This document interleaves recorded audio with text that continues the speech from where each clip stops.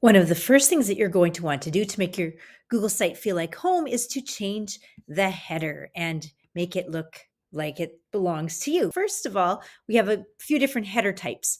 We have a cover header, which is quite a large picture. We usually would use that on the front.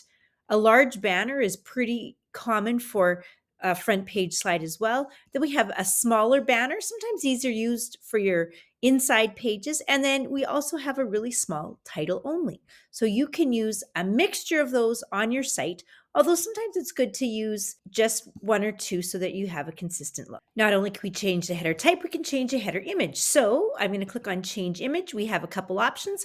When I select, I can choose from the Google Sites gallery.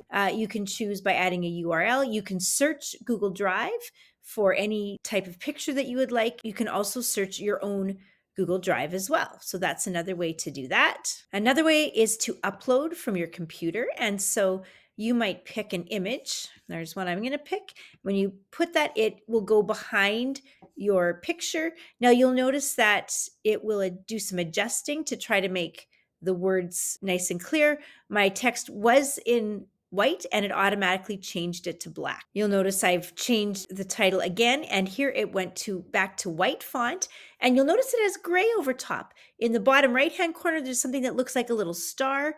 That will remove the gray area, but Google Sites puts the gray on automatically so that the text, in this case the white font, is more visible. The last thing we'll look at, by default, there's a little search icon in the top corner.